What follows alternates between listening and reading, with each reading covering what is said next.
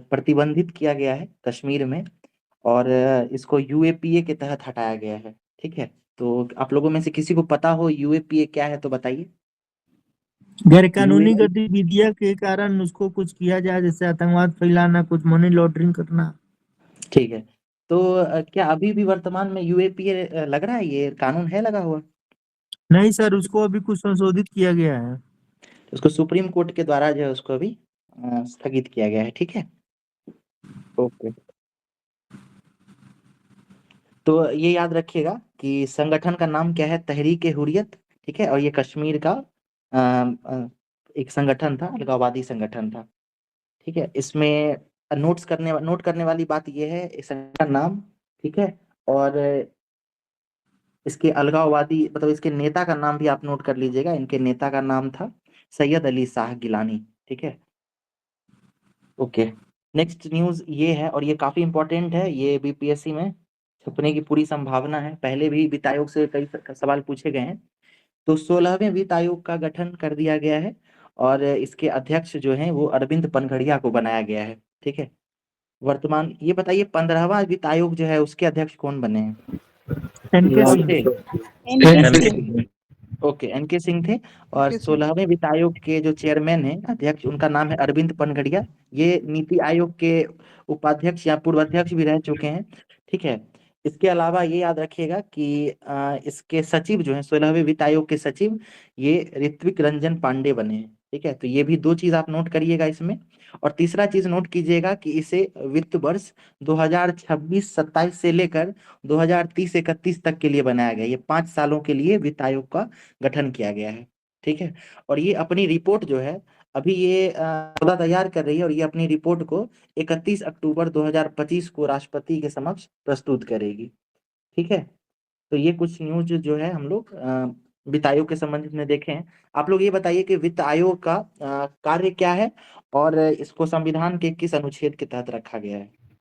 वित्त आयोग 280 के अंदर में दो रखा सौ गया अस्सी अनुच्छेद। और राज्य और केंद्र के बीच जो बंटवारा होता है राजस्व का, जी, उसके लिए इसका गठन किया जाता है हर 5 साल पे। ओके, बहुत बढ़िया।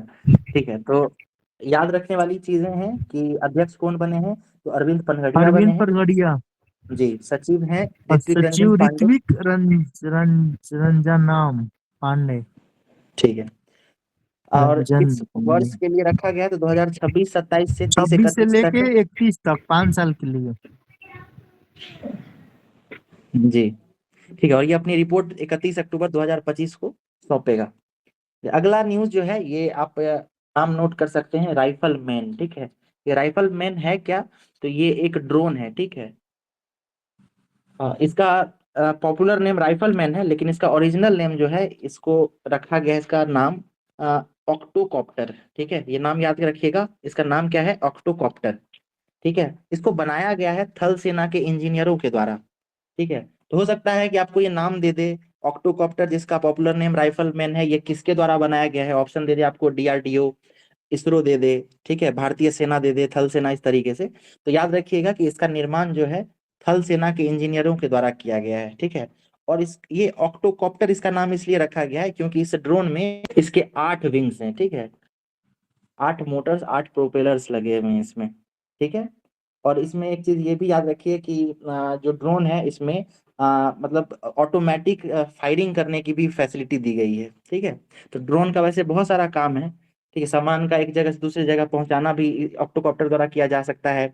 उसके बाद विजिलेंस किया जा सकता है, लेकिन इसमें खासियत क्या है कि ये गोली भी चला सकता है। ठीक है, तो ये इसका खासियत है। ठीक है, इसमें आप पढ़ सकते हैं कि ये असॉल्ट राइफल से गोलियां भी बरसा सकता है।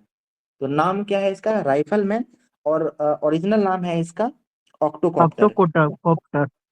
जी, ओके। अगला एक न्यूज ये है, इसमें खिलाड़ी का नाम दिया गया है, खिलाड़ी का नाम नोट कर सकते हैं आप लोग, अनाहत सिंह। ठीक है, और अनाहत सिंह जो है ये स्क्वैश से जुड़ी हुई हैं। ठीक है, स्क्वैश खेल होता है, आप लोगों को आइडिया होगा, बैडमिंटन जैसा ही उसका जो टेनिस जैसा उसका रैकेट रहता है, और एक बंद कमरे में खेला जाता है। ठीक है, और नाम रखिएगा, अनाहत सिंह है खिलाड़ी का नाम, और ये खेल है स्क्वाश, और साथ में एक अभय सिंह भी नाम इस लीजिए। हो सकता है पूछ दे कि अभय सिंह या अनाहत सिंह जो है किस खेल से जुड़ी हुई हैं। तो ये नाम याद रखिएगा स्क्वैश से, ठीक है। अगला न्यूज है, पहले ये डीबीटी, डीबीटी का फुल फॉर्म क्या होता है बताइए। डीबीटी क्या है, इकोनॉमिक्स में हम लोग पढ़ते हैं। Direct benefit transfer. Direct benefit transfer. ठीक है, तो ये जो है वित्त आयोग, वित्त मंत्रालय के तहत जो है ना एक रिपोर्ट आया है। उसमें बताया गया है कि जो डीबीटी जो चल रहा है, ठीक है, डायरेक्ट बेनिफिट ट्रांसफर, उसके तहत मतलब काफी लोगों को इससे फायदा हुआ है। और 2024 के आंकड़ों की बात करें तो इस वर्ष जो है 1016 योजनाओं के तहत जो है अ, इसमें लाभ दिया जा रहा है लोगों को, ठीक है। यानी डायरेक्ट बेनिफिट ट्रांसफर में 116 योजनाएं अभी चल रही हैं, ठीक है। और इसमें मतलब काफी लोगों को फायदा हुआ है, ये बात याद रखिएगा। उसके बाद एक चीज ये भी याद रखिएगा कि ये डीबीटी जो है ये शुरू कब से हुई थी। तो डीबीटी जो है ये 2018 से। जी नहीं, डीबीटी जो है इसको 2014-15 से लॉन्च किया गया है, ठीक है। यहाँ लिखा हुआ है 2014-15 में डीबीटी को लॉन्च किया गया था, ठीक है। आगे चलते हैं। अच्छा, स्क्वैश खिलाड़ी का नाम बताइए क्या था। अनाहत सिंह और अभय अभय सिंह। सिंह। बढ़िया, आप लोग लिखते जा रहे हैं ना शॉर्ट में। Yes sir. बिल्कुल एकदम शॉर्ट में लिखते जाइएगा, ताकि आपको मतलब मान के चलिए कि सुबह अगर रिवाइज करना हो तो एक बार सरसरी निगाह से देख लें तो सब याद आ जाए, ठीक है। चलिए अगला न्यूज सर है, और ये मेरा भी एक सजेशन है, अगर अच्छा लगे तो अप्लाई कीजिएगा। जी जो था ये काफी 1 जनवरी 2024 को लॉन्च किया गया था, ठीक है। और इसका फुल फॉर्म क्या है एक्सपोसेट का, तो ये है एक्सरे पोलरोमीटर सैटेलाइट, ठीक है। पोलरीमीटर, एक्सरे पोलरीमीटर सैटेलाइट है ये। और इसको लॉन्च किया गया था सतीश धवन एयर स्पेस हरिकोटा से। श्री हरिकोटा कहाँ है, किस राज्य में है। आंध्र प्रदेश। आंध्र प्रदेश में है, बहुत बढ़िया, ठीक है। तो एक्सपोसेट जरूर इसमें आप लोग नाम नोट कर लीजिएगा। साथ में देखिए निसार उपग्रह के बारे में भी चर्चा की गई है। तो निसार जो है ये क्या है, आपको कोई आइडिया है, किन दो देशों के बीच जो है अमेरिका इसका। के नासा और इंडिया इंडिया के इसरो के नासा सहयोग से और बना हुआ है। इसरो। बहुत बढ़िया। नासा और इसरो के द्वारा जो है ये एक सैटेलाइट लॉन्च किया गया है, दोनों का संयुक्त परियोजना है निसार, इसका याद रखिएगा, ठीक है। चलिए एक्सपोसेट भी देख लिए।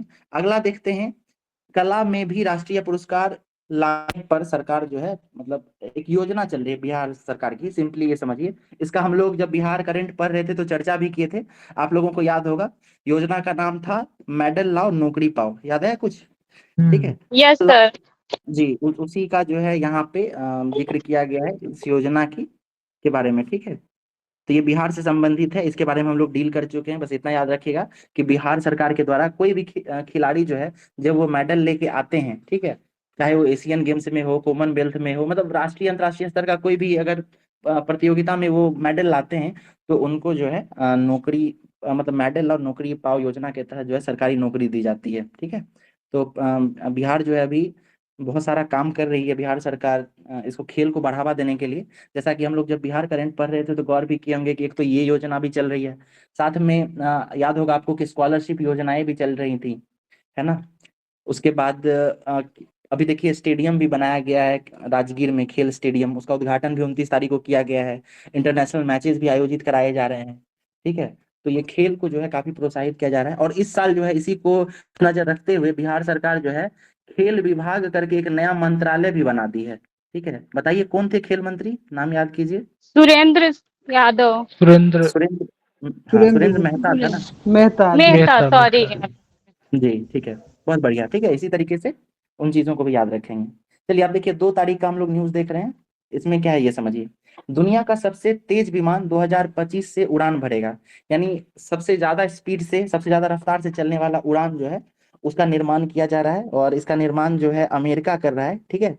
वाशिंगटन आपको दिखा यहाँ पे, तो अमेरिका इसका निर्माण कर रही है।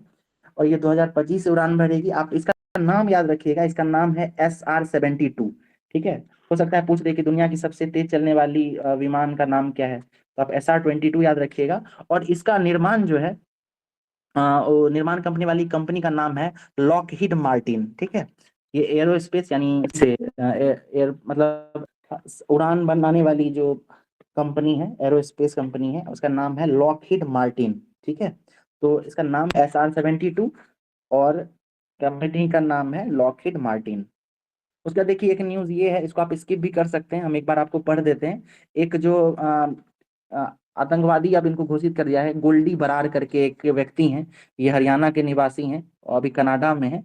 तो इनका जो नाम है वो पंजाबी एक सिंगर थे सिद्धू मूसेवाला, ठीक है, उनकी हत्या में इनका नाम आया था और इनको जो है यूएपीए के तहत जो है आतंकवादी घोषित किया गया है। तो ये नाम याद रखिएगा, गोल्डी बरार, ठीक है। नेक्स्ट चलते हैं। देखिए 2 तारीख क्या हुआ है, या 1 को ही हुआ था ये, जापान में भूकंप आया था, ठीक है, आप लोगों को याद होगा। तो भूकंप आया था 1 जनवरी को ही, इस वजह से ये काफी चर्चा में है। जापान में वैसे ये भूकंप आता ही रहता है। जापान जो है वो पैसिफिक ओशन के रिंग ऑफ फायर जोन में आता है। आप लोगों को आइडिया है क्या ये रिंग ऑफ फायर जोन क्या है? प्रशांत महासागर में बोला है सर, जिसमें हमेशा ज्वालामुखी प्रज्वलित होते रहता है, भूकंपरोधी एरिया है ठीक सर। है, बहुत बढ़िया, ठीक है। हाँ, तो क्या है कि जो पैसिफिक ओशियन है और उसके किनारे किनारे इधर नॉर्थ का है, नीचे साउथ अमेरिका है, इधर एशिया है, फिलीपींस, ये सब जो है, इन सब के बीच में पैसिफिक ओशन है। और पैसिफिक ओशन जो है, आप अगर जियोमॉर्फोलॉजी पढ़ेंगे तो पाएंगे कि जो दुनिया है, ये पृथ्वी जो है, वो बहुत सारे बड़े बड़े और छोटे छोटे प्लेट्स में डिवाइडेड है। उसमें से एक पैसिफिक ओशन प्लेट भी जो है बृहद प्लेट्स में जाना जाता है। तो इस प्लेट का जो है ना अंदर से मूवमेंट होता रहता है, एक जगह से दूसरी जगह ये खिसकता है थोड़ा थोड़ा। इस वजह से जो है नीचे में कन्वेक्शनल करंट चलता रहता है। जो लावा जमा होती है ना, वो हल्का सा भी स्पेस मिलने पे वो दरार के तहत ऊपर आती है। तो इससे क्या होता है कि भूकंप और ज्वालामुखी का क्षेत्र बनता है। इसी को रिंग ऑफ फायर जोन कहते हैं। जब हम लोग ज्योग्राफी पढ़ेंगे तो इसके बारे में डिटेल में देखेंगे, इस फेनोमेनन को, ये कैसे होता है, क्या होता है, ठीक है। तो अभी बस इतना याद रखिए कि जापान में जो है 1 जनवरी को भूकंप आया था, ठीक है। तो हमारा काम सिर्फ इससे नहीं चलेगा, हम लोगों को ये भी याद रखना है कि ये भूकंप आया कहाँ है। तो द्वीप का नाम याद रखिएगा, होन्सुई द्वीप पे जो है भूकंप आया है। जापान जो है, जापान मुख्य रूप से 4 द्वीपों में बटा हुआ है, उसमें से होन्सु है, सुइकुकू है, ठीक है। जब एटलस पढ़ेंगे तो इन सब का भी नाम देखेंगे। अभी याद रखिएगा कि होन्सु द्वीप पर जो है भूकंप आया था। और होन्सु द्वीप में भी तट का नाम अगर लिखना चाहें आप लोग तो इशिकावा तट नाम याद रखिएगा, ठीक है। इशिकावा तट, होन्सु द्वीप, ये है कहाँ पे? तो जापान में। हो सकता है पूछ दे कि इशिकावा जो हाल फिलहाल में चर्चों में रहा, ये किस देश में है या जापान के किस द्वीप पर है। अब 4 द्वीप का नाम दे दे, तो इस तरीके से याद रखिएगा, इशिकावा जो है ये होन्सु द्वीप पर अवस्थित है और यहाँ पे भूकंप आया था, ठीक है। ये न्यूज खत्म हुआ। उसका देखिए वार्नर, यानी डेविड वार्नर करके एक खिलाड़ी हैं, इन्होंने अभी क्रिकेट से संन्यास ले लिया है। कोई बता सकते हैं डेविड वार्नर किस देश के खिलाड़ी हैं?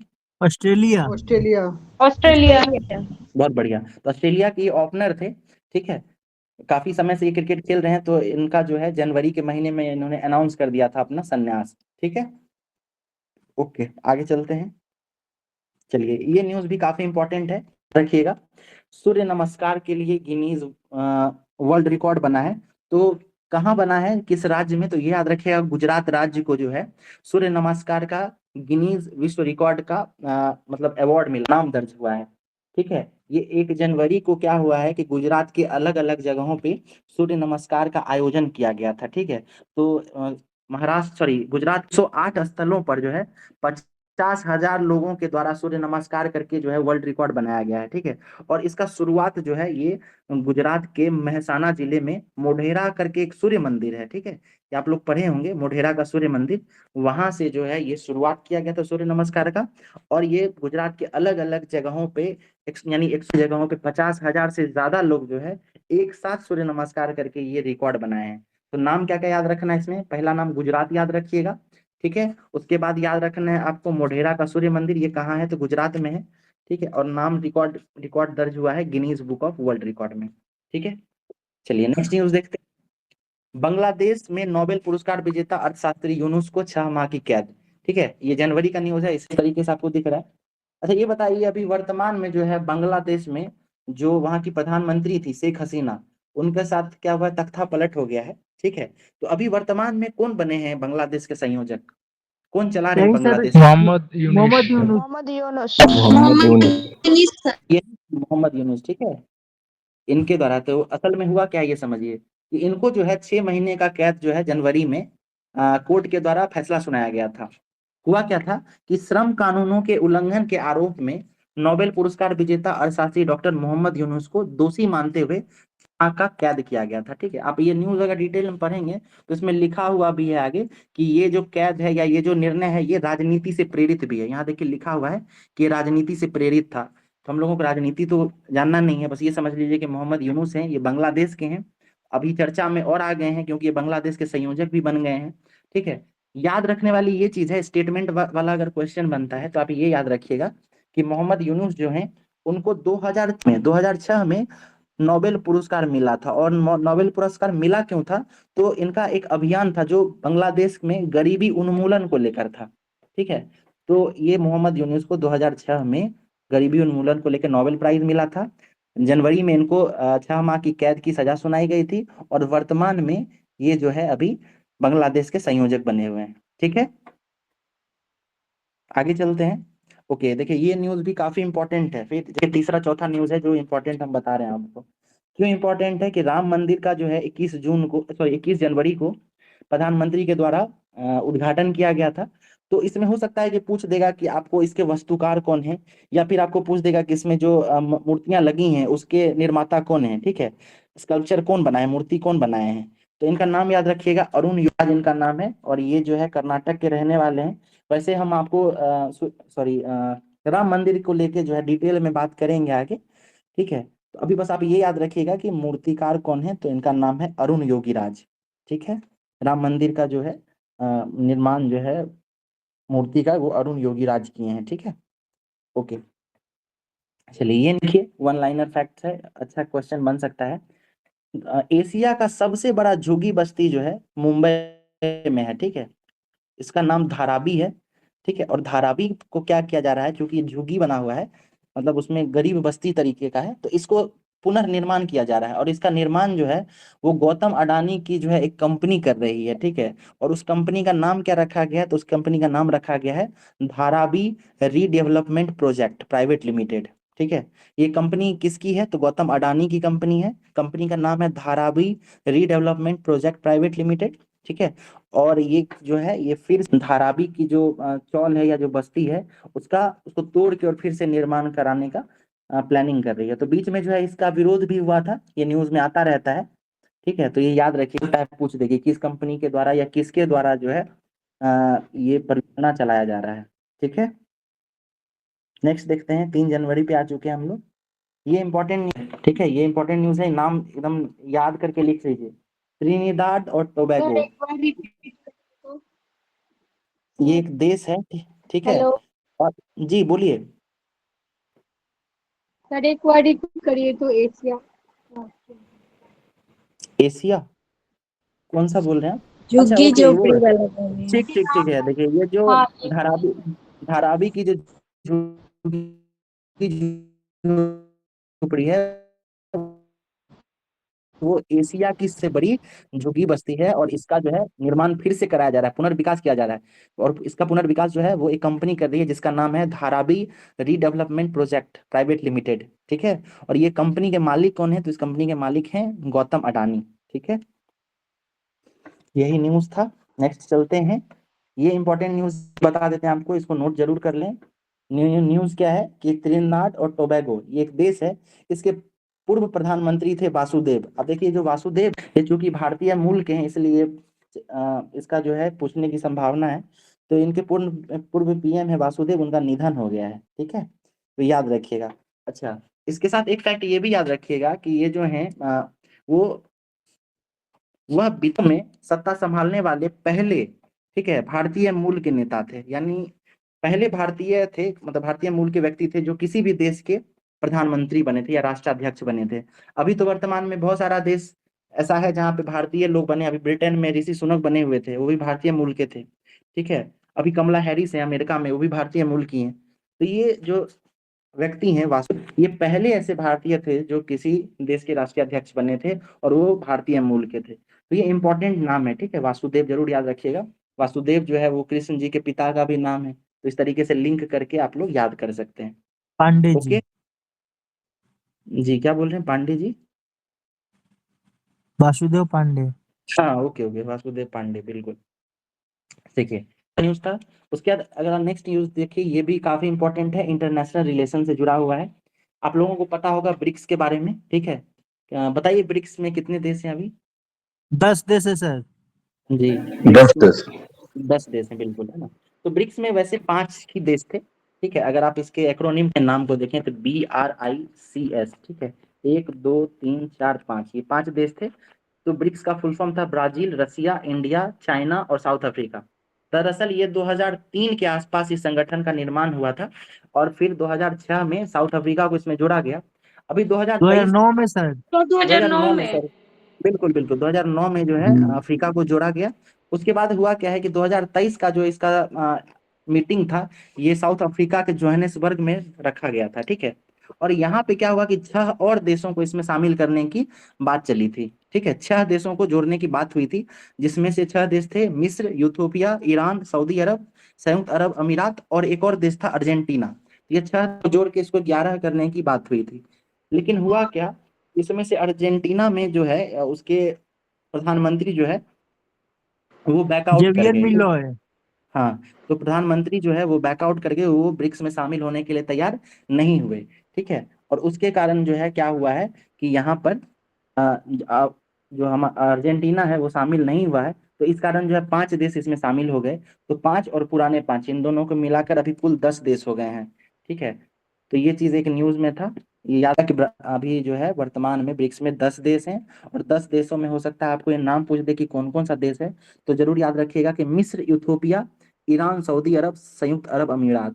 इसको याद करने का एक तरीका देखिए, कुछ लोगों को तो याद ही होगा, ठीक है। एक तरीका इस तरीके से आप याद कर सकते हैं कि इसमें से देखिए एक तो सऊदी है, ठीक है, और एक है UAE, ये दोनों पड़ोसी देश है, ठीक है। इन दोनों का नाम आप लोग साथ में याद कर सकते हैं। और इसके अलावा एक ईरान भी याद कर लीजिएगा, ईरान। ये तीनों जो है ये अरब अरब प्रायद्वीप है, वहीं पे ये अवस्थित है। तो ये 3 देश आप एक साथ याद कर लें। और उसके बाद मिस्र और इथोपिया ये याद कर लीजिए, ये अफ्रीकन देश है, ठीक है। तो इस तरीके से 5 देश जो है ब्रिक्स में शामिल हो गए हैं, ठीक है। 2024 का जो है ब्रिक्स का सम्मेलन कहाँ हुआ है, आइडिया है आप लोगों को, बताइए।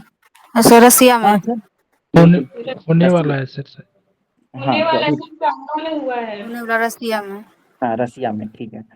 तो असल में ऐसा है कि देखिए होना तो था, ये लोग ब्रिक्स वाले जो है ना, ये अपनी मीटिंग है ना हर पे करते हैं और एक के बाद दूसरा देश करता रहता है, ठीक है। तो जैसे सर अगर कौन सा नाम बताएं? ईरान और सऊदी अरब, UAE और जी, मिस्र, और इथोपिया। हाँ, मिस्र और इथोपिया लिख लीजिएगा, ठीक है। ये हम कंट्री ज्यादा मिडिल ईस्ट फास्ट से है। हम फास्ट तो और नहीं बता रहे हैं, धीरे चल रहे हैं क्या? नहीं ठीक। सर, फास्ट फास्ट चलिए, फास्ट फास्ट, नहीं तो नहीं सीधेगा। हाँ हाँ बिल्कुल, ठीक है ठीक है, सर, इसीलिए ठीक है। ओके ओके, बहुत ठीक इसमें है है कंटेंट। जी। अगर आप लोग अच्छा कंटेंट में देखिए, इंपॉर्टेंट जो है हम वही बता रहे हैं, ठीक है ना। हाँ सर, जो तो इम्पोर्टेंट है उसी को लेकर चलिए। डबल इसका वॉल्यूम है, बहुत टाइम लग जाएगा। बिल्कुल बिल्कुल, ठीक है।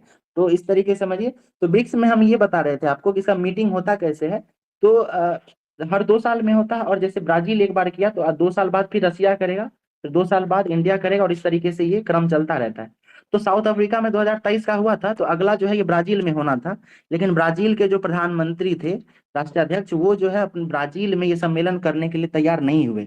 आर्थिक जो है संकट का इन्होंने बात की और बोले कि हम इसका आयोजन नहीं करा सकते हैं। तो इसलिए ब्राजील से ये कैंसिल होकर ये रसिया पे चला गया, ठीक है। तो इस तरीके से ये चीज आप लोग ध्यान रखिएगा, हर 2 साल में इसका होता रहता है मीटिंग, ठीक है। तो हमने ब्रिक्स भी देख लिया है, आगे चलते हैं। हाँ, ये आप स्किप कर सकते हैं, बट एक बार सुनने के लिए इन्होंने सुन लीजिए कि RSS, ठीक है, राष्ट्रीय स्वयंसेवक संघ के एक प्रचारक थे, और ये भाजपा किसान मोर्चा के राष्ट्रीय संगठक थे। इनका नाम है हृदयनाथ सिंह, और इनका निधन हो गया है। तो व्यक्ति में आप ये नाम याद कर सकते हैं, हृदयनाथ सिंह, ठीक है। ये RSS के प्रचारक थे, इनका निधन हो गया है। ये बिहार संबंधित है, ये इंपॉर्टेंट है, इसको समझ लीजिए कि आप इसमें खिलाड़ी का नाम लिखिएगा, सागर कुमार, ठीक है। और ये खेल क्या है, तो भारोत्तोलन से जुड़े हुए हैं, ठीक है। सागर कुमार जो है ये भारोत्तोलन से जुड़े हुए हैं, और इन्होंने रजत पदक जीता है। तो बस ये 3 चीज याद रखिएगा, भारोत्तोलन, सागर कुमार और रजत पदक। कहीं शॉर्ट में लिख लीजिए इसको, ये क्योंकि बिहार से जुड़ा हुआ न्यूज है तो इसलिए ये बताया गया आपको, ठीक है। कहाँ से है सर? ये जहानाबाद के रहने वाले हैं, ठीक है, जहानाबाद, ठीक है जहाँ जी। ठीक है सर। ओके, आगे चलते हैं।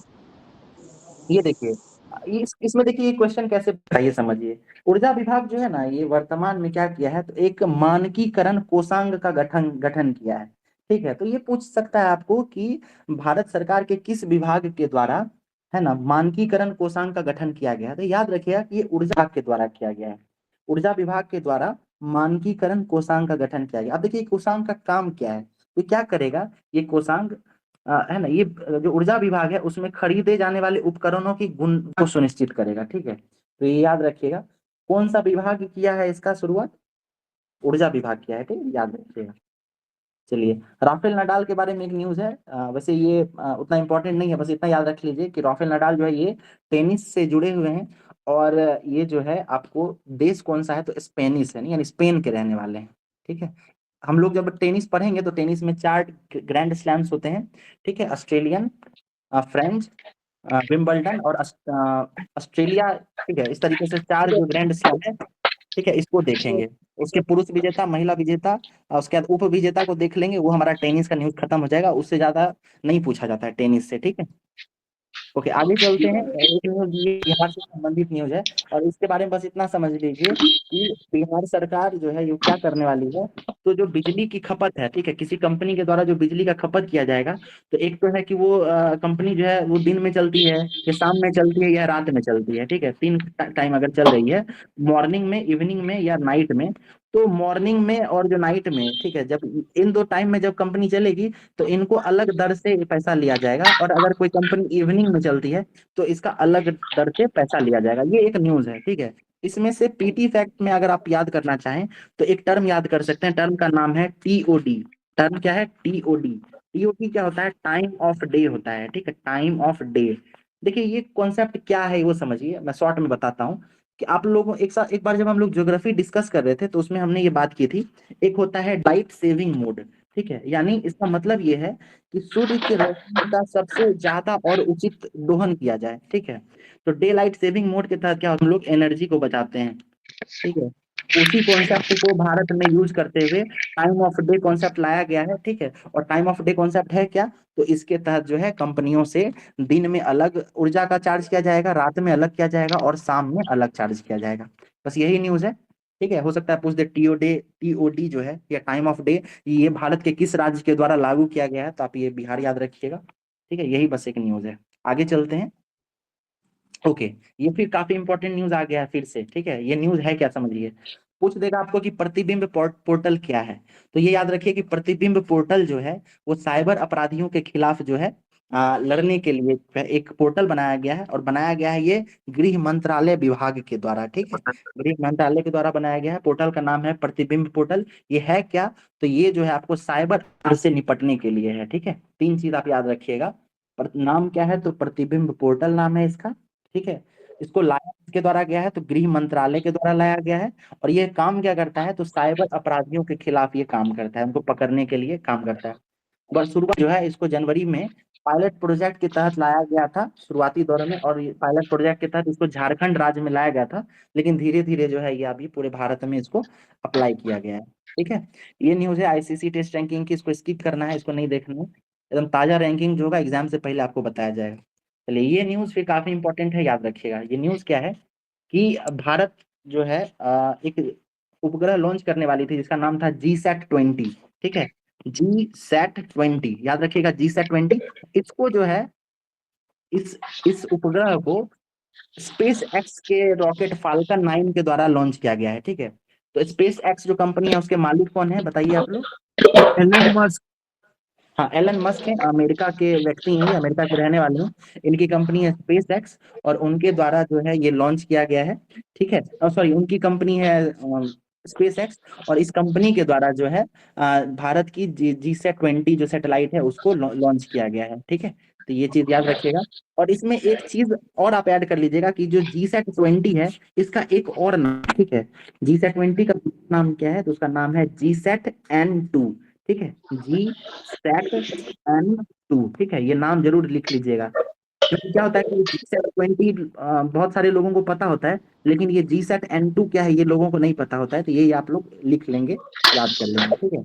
अच्छा, GSAT-20 या जो GSAT-N2 है इसका उद्देश्य क्या है? तो इसका उद्देश्य है भारत के ब्रॉडबैंड कम्युनिकेशन को बढ़ाना, ठीक है। तो भारत का जो ब्रॉडबैंड यानी जो दूरसंचार जो है उसको बढ़ावा देना इसका काम है। तो याद रखिएगा, क्वेश्चन पूछ देगा आपको कि GSAT-20 जो है ये किस कंपनी के रॉकेट के द्वारा लॉन्च किया गया है, तो क्या बताएंगे आप लोग? Space x, SpaceX। Space x बताइएगा। चलिए, ठीक है।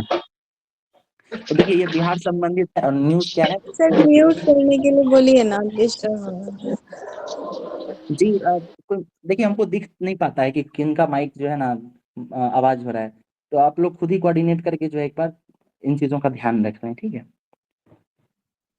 चलिए आगे देखते हैं। ये बिहार सब न्यूज है, ठीक है। और न्यूज क्या है, तो ये आप बस जिला का नाम याद रखिएगा, सारण जिला है, ठीक है। और सारण जिला क्यों चर्चा में है, तो यहाँ पे जो है जूनियर बालिका नेशनल हैंडबॉल प्रतियोगिता, ठीक है, उसका आयोजन किया गया है।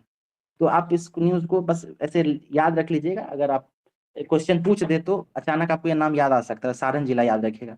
चलिए हम एक क्वेश्चन पूछते हैं आप लोगों से, ये बताइए कि हम जब बिहार न्यूज पढ़ रहे थे तो उसमें सारण जिला जो है उससे जुड़ा एक काफी इंपॉर्टेंट करंट अफेयर्स देखे थे, वो बताइए कि वो जिला और उसका न्यूज क्या था, किन्हीं को याद आ रहा है? नए कानून के तहत जो सजा दिया गया है वो सारण जिले से फर्स्ट सजा दिया गया था सारण में। बहुत बढ़िया, अच्छा है, याद रखिएगा, ठीक है। तो सारण जो है ये नए कानूनों के तहत मतलब सजा को सुनिश्चित करवा दिया गया है, ठीक है। एफआईआर तो वहां गया में लिखा गया था, ठीक है, नए कानूनों के तहत, लेकिन यहाँ सारण जिले में कानूनों के तहत सजा दिला दिया गया है।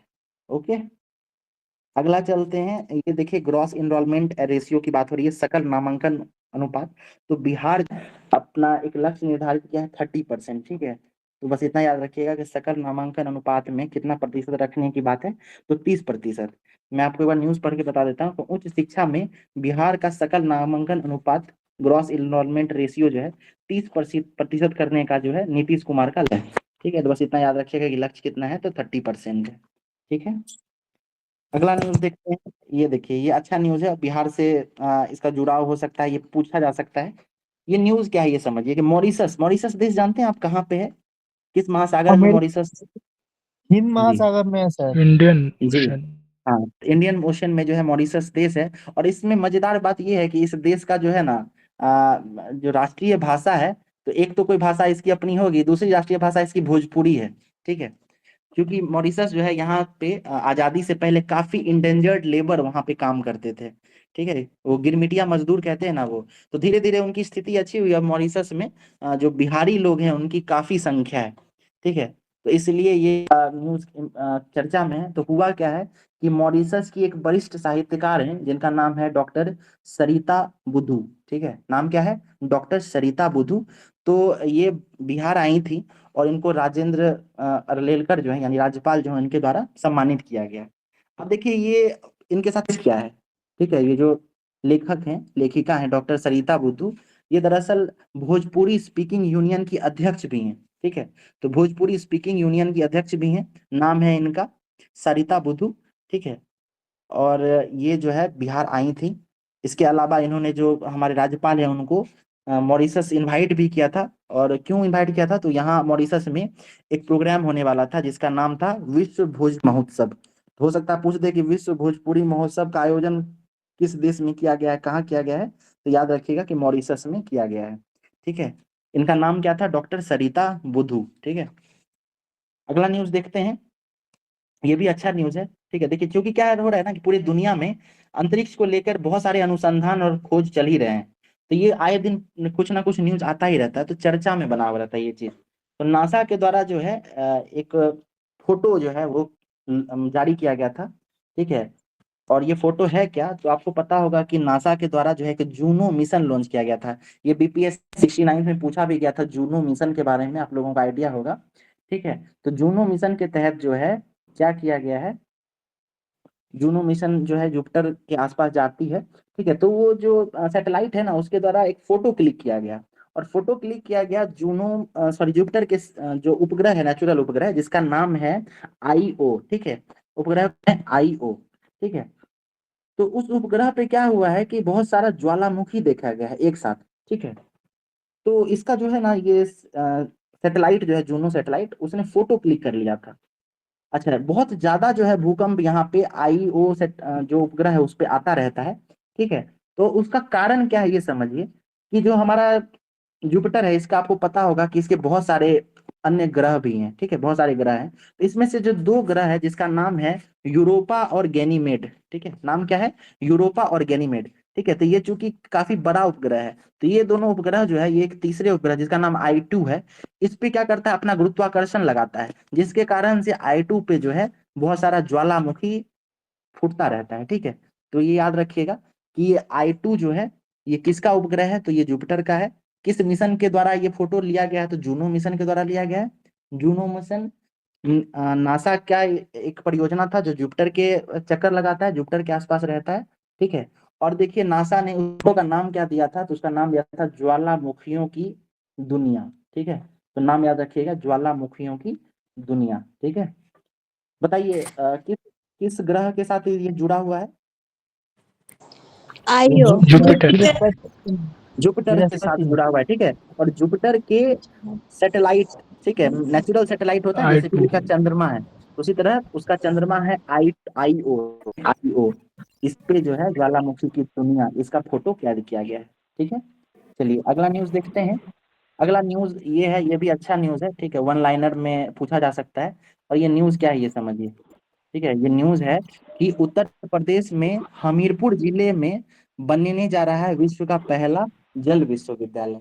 ठीक है, ये आपको पूछ सकता है कि जल विश्वविद्यालय कहाँ बनने वाला है या किस राज्य में बनने वाला है, तो याद रखिएगा कि उत्तर प्रदेश के हमीरपुर जिले में बनने वाला है जल विश्वविद्यालय। ठीक है, अब ये देखिए इस विश्वविद्यालय का काम क्या होगा, तो वाटर कंजर्वेशन, पानी के संरक्षण को लेकर इसमें जो है पढ़ाया जाएगा, समझाया जाएगा। ठीक है, ये चीज है। जगह कौन सा है, उत्तर प्रदेश का हमीरपुर। ठीक है, चलिए 5 तारीख का न्यूज देखते हैं। लेकिन नेपाल जो है वो बिजली खरीदेगा। ठीक है, सॉरी, नेपाल से भारत जो है वो बिजली खरीदेगा। दरअसल हुआ क्या है कि जनवरी महीने में भारत के जो विदेश मंत्री थे डॉक्टर एस जयशंकर, वो नेपाल के 2 दिवसीय यात्रा पे गए हुए थे, और वहां पे जो है नेपाल के विदेश मंत्री के साथ उनका 2-3 मुद्दों पे समझौता हुआ है। असल में 5 समझौते हुए हैं, तो उसमें से मुख्य समझौते क्या है। पहला तो ये है कि नेपाल से भारत जो है बिजली खरीदेगा, क्योंकि नेपाल जो एक पहाड़ी देश है और यहाँ बहुत सारी नदियां हैं, तो इन नदियों पे वो नेपाल जो है हाइड्रो इलेक्ट्रिसिटी के लिए बांध बनाता है, और ये बांध बनाने में, हाइड्रो इलेक्ट्रिसिटी स्टेशन बनाने में भारत जो है मदद भी करता है। ठीक है, तो भारत जो है नेपाल के साथ बहुत सारा एनर्जी खरीदने वाला है। ठीक है, और इससे जो है बिहार को भी फायदा होगा। ठीक है, बिहार को भी इससे बिजली मिलेगी। तो याद रखिएगा कि पहला न्यूज ये है कि नेपाल जो है भारत बिजली खरीदेगा। दूसरा ये कि भारत जो है, भारत का इसरो जो है वो नेपाल के उपग्रह को भी लॉन्च करेगा। ठीक है, तो नेपाल जो है इसके उपग्रह को लॉन्च भी करेगा। ठीक है, याद रखिएगा। ठीक है, उसका देखिए राष्ट्रपति कौन है नेपाल के, तो उनका नाम है रामचंद्र पंडौल। ठीक है, और प्रधानमंत्री है पुष्प कमल प्रचंड। ठीक है, ओके। उसके बाद अगला न्यूज देखते हैं, एक इम्पोर्टेंट न्यूज है। इस एडमिरल त्रिपाठी जो है वो भारतीय नौसेना के उप प्रमुख बन गए हैं। तो हो सकता है आपको पूछ दे कि भारतीय नौसेना के उप प्रमुख कौन है, तो नाम याद रखिएगा इनका, वाइस एडमिरल त्रिपाठी। ठीक है, अभी त्रिपाठी इनका पूरा नाम क्या है, इनका नाम है दिनेश कुमार त्रिपाठी। ठीक है, तो DK त्रिपाठी जो है ये भारतीय नौसेना के जो है वो वाइस एडमिरल बने हैं। ठीक है, सॉरी, वाइस वाइस प्रमुख बने, चेयरमैन बने, डिप्टी। ठीक है, अगला न्यूज देखिए। PM जो है राष्ट्रीय युवा महोत्सव का उद्घाटन करेंगे। बताइए कितना तारीख को युवा दिवस मनाया जाता है? 12 जनवरी। अच्छा, 12 जनवरी में। ठीक है, बढ़िया। तो 12 जनवरी को जो है बनाया जाता है। किसका जन्मदिन होता है उस दिन, बताइए? विवेकानंद। हाँ, स्वामी विवेकानंद की जयंती है उस दिन। ठीक है, ओके ओके। तो हुआ क्या है कि उस दिन 12 जनवरी को जो है प्रधानमंत्री नरेंद्र मोदी के द्वारा जो है राष्ट्रीय युवा महोत्सव का उद्घाटन किया गया है। ये पूछा जाता है कई बार कि राष्ट्रीय युवा महोत्सव जो है कहाँ आयोजित किया गया है, तो इस बार जो है ये महाराष्ट्र के नासिक में इसका आयोजन किया गया है। ये चीज याद रखिएगा। ठीक है, युवा महोत्सव 12 जनवरी को मनाया जाता है। इस बार इस वर्ष 2024 में इसको महाराष्ट्र के नासिक में मनाया गया है। ठीक है, और ये जो है 27वें संस्करण का युवा महोत्सव था, ये भी याद रखिएगा। संस्करण कौन सा था? संस्करण था। चलिए अगला न्यूज देखते हैं। ये देखिए बिहार से संबंधित न्यूज है। तो बिहार का जो राजीव गांधी चिड़ियाघर है पटना का, ठीक है, तो वहां पे क्या हुआ है कि इंडोनेशिया से वानर की प्रजाति मंगाई जा रही है, ठीक है। और प्रजाति का नाम क्या है? तो इसका नाम है ओरंगुटान, ठीक है। ओरंगुटान क्या है? तो ये बंदर की ही प्रजाति है। इसको इंडोनेशिया से मंगाया जा रहा है और ये पटना के संजय गांधी जैविक उद्यान में रखा जाएगा, ठीक है।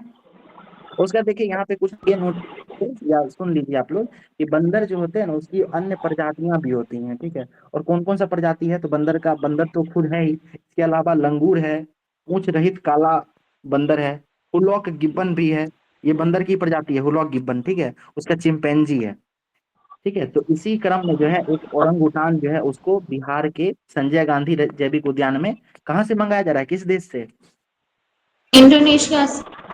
जी, इंडोनेशिया से मंगाया जा रहा है, ठीक है। और देखिए एक्चुअली क्या है ना, ये एक एक्सचेंज ऑफर के तहत मंगाया जा रहा है। इंडोनेशिया को ओरंगुटान के बदले में यहाँ पे एक गैंडा मिलेगा, ठीक है। तो आपको पता होगा कि जो है संजय गांधी जैविक उद्यान है उसमें बहुत सारा गैंडा है, तो उसमें से एक गैंडा जो है उनको दिया जाएगा, उसके बदले में वो हुलॉक गिब्बन देंगे, ठीक है। ये एक न्यूज था, क्योंकि ये बिहार से जुड़ा न्यूज था, इसलिए ये इंपॉर्टेंट है, आप याद रखिए। चलिए, सुकन्या समृद्धि योजना के बारे में बात करते हैं।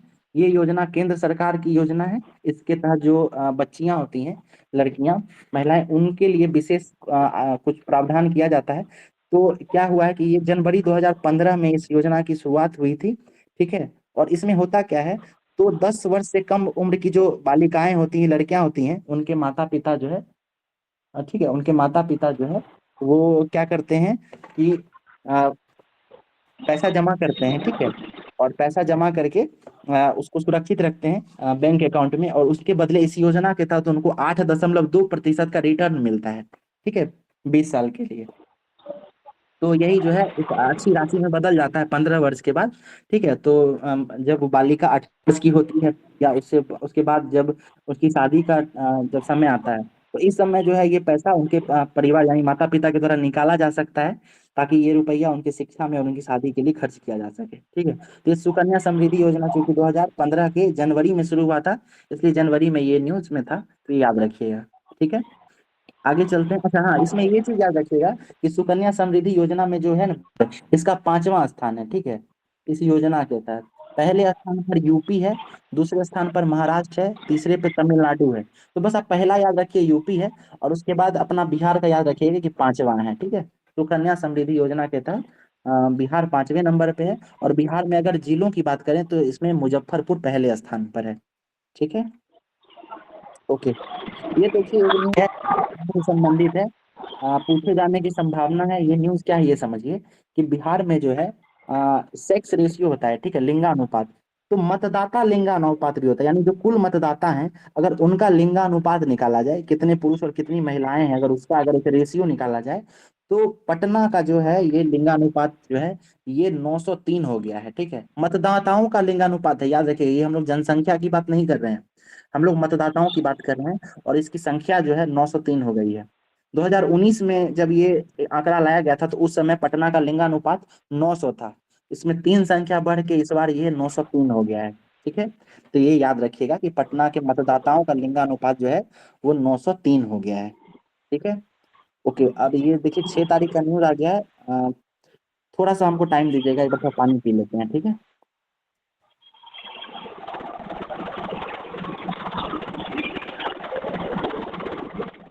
भारती जी म्यूट कर लीजिए।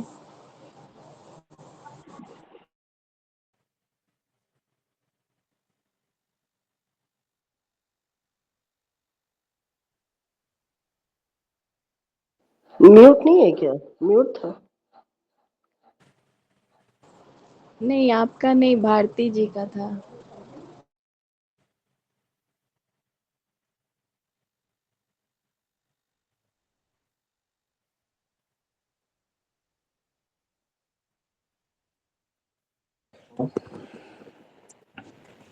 चलिए कि 5 तारीख तक करेंगे हम लोग एक बार को पढ़ चुके हैं, ठीक है। तो जल्दी जल्दी इसका जो कुछ इंपॉर्टेंट न्यूज था उसको हम लोग रिवाइज कर लेते हैं, ठीक है। आप लोग जो है आपसे पूछेंगे और फटाफट जो है इसका आंसर आप कीजिएगा, ठीक है। एक बार रिवीजन हो जाएगा ना तो ये दिमाग में अच्छे से बैठ जाएगा, ठीक है। हम लोगों को करना है ना, ये हमारा जो पढ़े हैं ये एग्जाम हॉल तक अगर नहीं गया तो इसका कोई फायदा नहीं होगा, इसलिए हम लोग अपनी तैयारी इस तरीके से करेंगे, इसका फायदा है। चलिए हम फटाफट पूछते हैं, ठीक है। तो एक चीज ये याद रखिएगा कि जो भी लोग सबसे पहले इसका आंसर करें, जिसको मतलब ओवरलैप ना कीजिए ना, सुन भी सकते हैं, जिनको आइडिया नहीं हो तो सुन ले, बस इतना कर सकते हैं। चलिए पहला न्यूज ये बताइए, तहरीक हुरियत जो है ये किस राज्य से संबंधित था, मतलब कहाँ पे इसको जम्मू प्रतिबंधित किया गया? कश्मीर। ठीक है, जम्मू बताइए। कश्मीर। 16वें वित्त आयोग के अध्यक्ष कौन है? अरविंद पनगड़िया। ठीक है, अरविंद ये बताइए पनगड़िया। कि उसके सचिव कौन बने? सचिव कौन है? ऋत्विक रंजनम। हाँ, ऋतिक रंजनम पांडे। ठीक है, और कब से कब तक के लिए ये वित्त आयोग लाया गया है? 26, 27 से 31। 26-27 से 2030-31 तक, बहुत 30 बढ़िया, 5 31। साल के लिए। और देखिए ये जो रिपोर्ट है वो 31 अक्टूबर 2025 को ये सौंपेगा राष्ट्रपति को। ठीक है, और जब ये रिपोर्ट सौंप देगा तो इस रिपोर्ट के आधार पर फिर अगले 5 सालों तक जो है वित्त का बंटवारा किया जाएगा, राजस्व का बंटवारा किया जाएगा। ठीक है, 15वें वित्त आयोग के कौन थे अध्यक्ष? इनके इनके सिंह। एनके सिंह, बहुत सही, बढ़िया। वित्त आयोग संविधान के किस अनुच्छेद में है? 280। 280। बहुत बढ़िया। चलिए अगला न्यूज देखते हैं। अगला न्यूज बताइए, ये राइफल मैन जो है इसका ओरिजिनल नाम क्या है? याद कीजिए। ऑक्टोकॉप्टर। हाँ, ऑक्टोकॉप्टर इसका नाम था। इसका नाम ऑक्टोकॉप्टर इसलिए रखा गया था क्योंकि उसके 8 विंग्स थे, इसके 8 प्रोपेलर थे। ठीक है, इसलिए ऑक्टोकॉप्टर इसका नाम रखा गया। इसका निर्माण किसके द्वारा किया गया है? थल सेना भारतीय के सेना। इंजीनियरों के द्वारा। के द्वारा। इंडियन हाँ, याद रखिएगा, इसरो या डीआरडीओ के द्वारा नहीं बनाया गया है। खासियत ये है कि ये इससे राइफल के तरह गोलियां भी दागी जा सकती हैं। ठीक है, असॉल्ट राइफल की तरह ये काम कर सकता है। तो अगला न्यूज देखते हैं। ये खिलाड़ी हैं अनाहत। ठीक है, बताइए किस खेल से जुड़ी हैं? स्क्वैश। स्क्वैश से। ठीक है, डीबीटी का फुल फॉर्म क्या था? Direct benefit direct direct benefit transfer. Direct benefit transfer. ये शुरू किया गया है, साल बताइए। 14-15। 2014-15। बहुत बढ़िया। ठीक है, याद ये रखिएगा कि इस साल 2024 में 23-24 में 1016 योजनाएं डीबीटी के तहत जो है जुड़ी हुई हैं, डीबीटी से जुड़ी हुई हैं। 116 योजनाओं के तहत जो है पैसे डायरेक्ट बेनिफिट ट्रांसफर के जरिए जो है लोगों तक पहुंचाया जा रहा है। ठीक है, ओके। अगला न्यूज देखते हैं।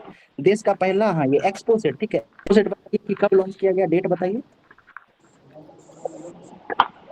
1 जनवरी।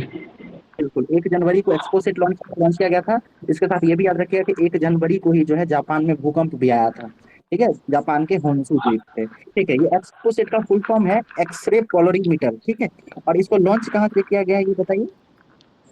श्रीहरिकोटा। श्रीहरिकोटा। आंध्र प्रदेश। ठीक है, बिहार की एक परियोजना है जिसका नाम है मेडल लाओ नौकरी पाओ। ठीक है, मेडल लाओ नौकरी पाओ, याद रखिएगा। उसके अलावा ये निसार उपग्रह, ठीक है, ये किन 2 देशों की परियोजना है, किन 2 देशों के बीच चलती है ये? इसरो अमेरिका और और भारत। नासा। ठीक है, इसरो और नासा। चलिए बढ़िया। ये बताइए कि ये जो सबसे दुनिया का सबसे चलने वाला विमान है इसका नाम क्या है? SR-72। SR-72। Very good. और किस कंपनी के द्वारा इसको बनाया गया है? Lockheed Martin. मार्टिन। हाँ, लॉकहीड मार्टिन के द्वारा। बहुत बढ़िया, आप लोग लिखे भी हैं ना? ठीक है, अच्छा हाँ है, सर। शॉर्ट नोट्स लिखिए और उससे बहुत बढ़िया। ठीक है, चलिए अगला, ये गोल्डी बराड़ के बारे में बताई थी, उतना इंपॉर्टेंट न्यूज नहीं है। इनको जो है सिद्धू मूसेवाला एक सिंगर है, उनके डेथ मतलब उनके मर्डर के लिए आरोपी ठहराया गया है। ठीक है, चलिए ये बताइए, भूकंप के झटके लगे कहाँ पे लगा था? जापान के किस द्वीप पे? इशिकावा। ठीक है, इशिकावा और होन्शु। इशिकावा जो है तट का नाम है, तट का नाम है तट का इशिकावा, नाम और है।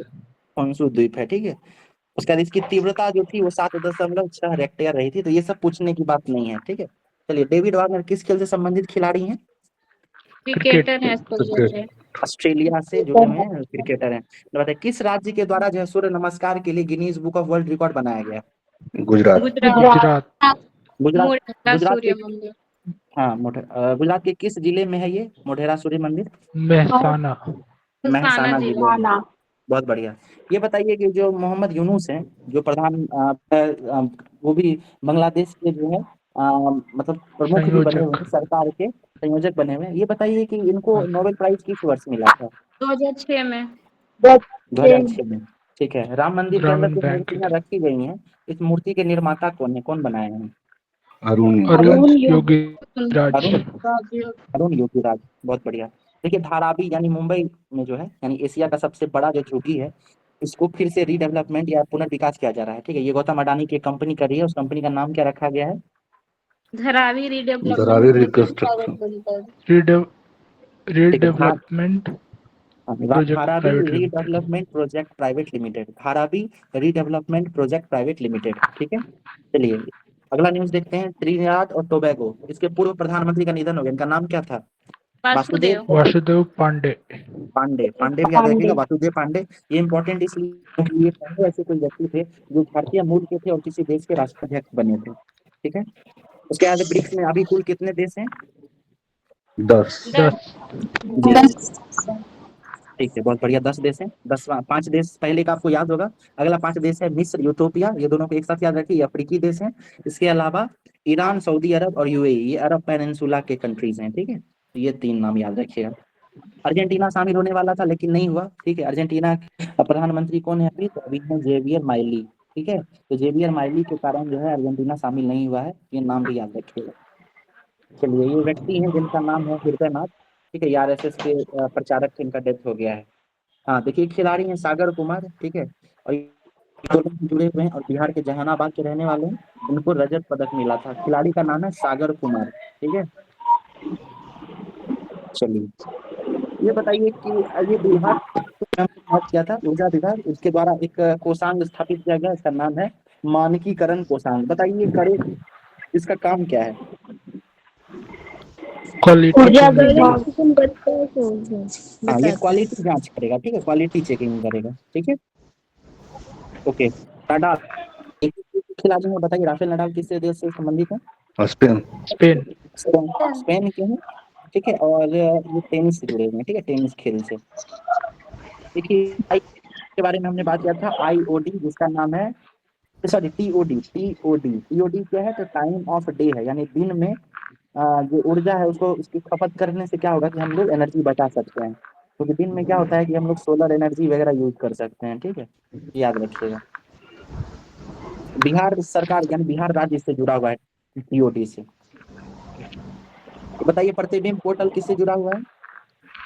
साइबर क्राइम से जुड़ा हुआ है। इसका निर्माण, इसका विकास किस मंत्रालय के द्वारा किया गया है? Home department. गृह मंत्रालय। और पायलट प्रोजेक्ट के तहत इसको किस राज्य में चलाया गया था?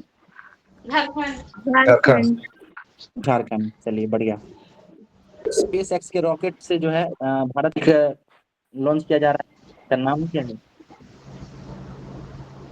G-SAT-20 और G-SAT-N2। हाँ, G-SAT-N2। ठीक है, और इस उपग्रह का उद्देश्य क्या है? तो ये कम्युनिकेशन के लिए लाया जा रहा है। ठीक है, ब्रॉडबैंड को बढ़ाने के लिए, बैंडविड्थ को बढ़ाने के लिए। सारण जिले का हम लोग बात किए थे। सारण जिले में जो है जूनियर बालिका नेशनल हैंडबॉल प्रतियोगिता का आयोजन किया जा रहा है। ठीक है, सकल नामांकन अनुपात यानी 30% करने का जो है इसका लक्ष्य रखा गया है नीतीश सरकार के द्वारा। ये बिहार से जुड़ा हुआ है, याद रखिएगा। मॉरिशस की जो एक व्यक्ति थी, एक लेखिका थी, जिनका नाम था डॉक्टर सरिता बुधू। ठीक है, तो ये इनको बिहार में सम्मानित किया गया था और ये भोजपुरी स्पीकिंग यूनियन की अध्यक्ष भी हैं। और ये मॉरिशस में होने वाली विश्व भोजपुरी महोत्सव के लिए राज्यपाल को इनविटेशन भी दी थी। ठीक है, या मॉरिशस। हाँ, ये बताइए ज्वालामुखी, इसके बारे में हम लोग बात किए थे, ज्वालामुखियों की दुनिया। ठीक है, ये बताइए कि किस ग्रह से जुड़ा हुआ था या किस ग्रह का कौन सा उपग्रह पे ये फोटो लिया गया है? बृहस्पति। जुपिटर। ठीक है, IO। जी, इसका क्या नाम था? आईओ। आईओ, ये याद रखिएगा, ये अच्छा क्वेश्चन है, पूछा जा सकता है। ठीक है ना। चलिए, पाठ्यक्रम जल संरक्षण पर बनेगा विश्वविद्यालय। तो बताइए कि भारत के किस राज्य में और किस जिले में बन रहा है पहला जल हमीरपुर, विश्वविद्यालय? यूपी। उत्तर प्रदेश के हमीरपुर।